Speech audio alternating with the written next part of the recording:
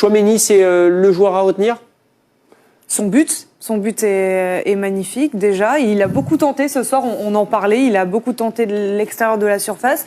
Alain disait que face à un groupe regroupé justement, c'était une bonne stratégie. Il s'est beaucoup montré, il a fait un match à l'image de son début de saison avec le Real. Moi je l'ai trouvé très en confiance. Le duo avec Rabiot a très bien fonctionné, ils ont récupéré beaucoup de ballons, ils ont été toujours à l'initiative de toutes les attaques. Ils ont été dans tous les bons coups. Moi, j'ai beaucoup apprécié en tout cas l'activité de ces deux joueurs. Et bien sûr, Tchouaméni, puisqu'il marque un but, il met une magnifique frappe aussi, poussée par le gardien de but en deuxième mi-temps. Énorme activité, et en grande forme, et c'est bien pour l'équipe de France. Ouais. Il a eu un creux, Philippe, la saison dernière. Ouais. Vous avez retrouvé ce soir le Tchouaméni de Monaco, que vous avez suivi à de nombreuses reprises pour Canal ? Oui, parce que avant son but, il y a une activité phénoménale en duo avec Rabiot, mais alors pour le coup, il était beaucoup plus lui tout seul, un peu libéraux du milieu de terrain ce soir, et à la récupération haute ou moins haute, il gagne les duels. Pour l'équilibre de l'équipe, c'est fondamental. Et alors si en plus il nous délivre des frappes comme ça, c'est l'homme du match. Comme tout sportif, c'est quand vous jouez pas, vous n'avez pas le rythme. L'année dernière, il a peu joué, il avait perdu sa place, il n'était pas au niveau non plus. Il y a l'arrivée au Real, il y a eu l'arrivée au Real. Le milieu de terrain a été fourni au Real de Madrid. Cette année, il joue, il est titulaire, et il a la confiance. Quand vous êtes titulaire au Real Madrid, ça vous donne un atout supplémentaire pour l'équipe de France, bien sûr. Sauf blessure, on est d'accord, Alain, ce sera ce milieu à l'Euro ? Je le pense, oui. C'est possible. Kamavinga peut aussi dépanner, il le fait très bien dans son club et en équipe de France aussi. Mais s'il joue à ce niveau-là, on ne voit pas qui pourrait s'imposer à leur place. Ouais. Alors, puisqu'on ne s'emballe pas suite à cette performance et suite aux 5 premières victoires des Bleus, il y a quand même un élément à retenir, c'est qu'il n'y a aucun but encaissé de la part de l'équipe de France depuis le début de cette phase de qualification. Et pourtant, Philippe, des occasions concédées, il y en a eu, mais le nouveau gardien des Bleus montre qu'il y a quelque chose en plus. Ouais. Il est d'une assurance. Les arrêts, il les multiplie, encore une fois. Dès qu'il y a une intervention un peu délicate à faire, il l'a fait parfaitement.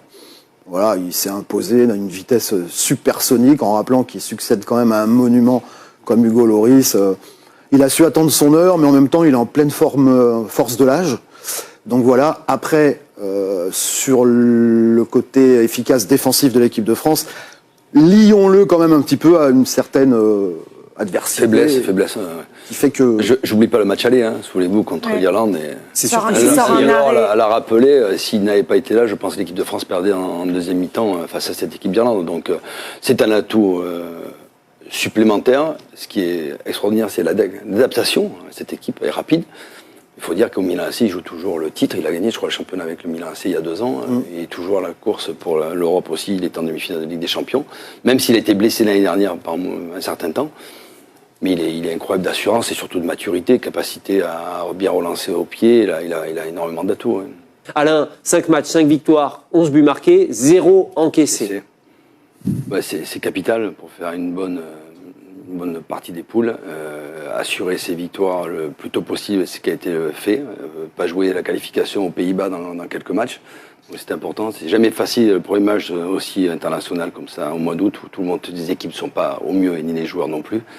Mais ils ont été très appliqués ce soir, très sérieux. C'était un peu soporifique en première mi-temps. Oui, mais un peu pénible. Mais heureusement que vous le dites. Honnêtement, c'est au petit trou que l'équipe de France a gagné. Mais complètement. Mais après, il y a eu beaucoup d'applications, j'ai trouvé. L'état d'esprit était là. Un bon milieu de terrain avec Rabiot et Tchouaméni. Et c'est vrai que la deuxième mi-temps était beaucoup plus dynamique, beaucoup plus rythmée. Il y a eu beaucoup plus d'occasions. De changement. Oui, aussi. C'est une victoire tout à fait logique. Oui, c'est logique.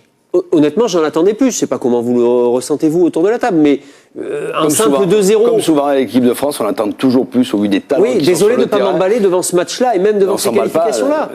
On va retenir le résultat comme souvent avec Didier Deschamps, c'est le résultat qui prime. Déjà, au petit trop, je trouve que c'est vraiment le bon mot. Parce que c'était tranquille, mais un peu trop, quoi. Un peu sur courant alternatif toute la première mi-temps. On avait l'impression qu'à 1-0, les joueurs sentaient que, bon, de toute façon, c'était fait. Et après, effectivement, dans le jeu, on aurait peut-être savouré un peu plus de liant collectif, un peu plus de fluidité, et peut-être un peu plus de combinaisons dans l'axe qui ont manqué, à mon sens, en première période.